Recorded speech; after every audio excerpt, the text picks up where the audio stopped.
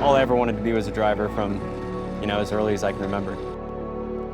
The feeling of being behind the wheel, getting into a state where completely focused on one thing, and that's what we all chase, I guess.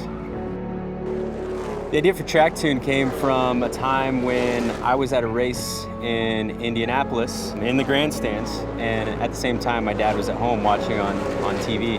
When we were talking about the race, I realized that he had seen so much more detail than me, and he was talking about the guy who got a flat on lap 90 and the guy who had an emergency pit stop.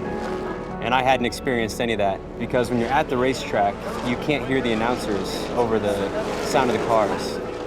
Track Tune is an app that streams the announcer's audio straight to the phones of the race fans at the racetrack. In most cases, there's a lot more going on the racetrack than is apparent, maybe to a casual fan. And Track Tune can have the announcer give you that added context that's going to make the race so much more exciting to watch by understanding all the nuance and intricacies of what's playing out on the track.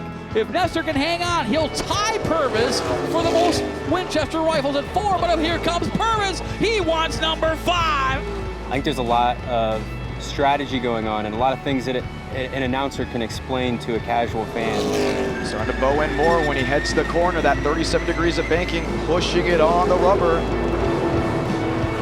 If you're a race fan not using Track Tune at a race, you're missing out on so much context that can be provided by a good announcer, like lap time insights, strategy insights, and just being able to describe some of the challenges that the drivers are facing on the track. And without that context, I think you're watching the race essentially on mute.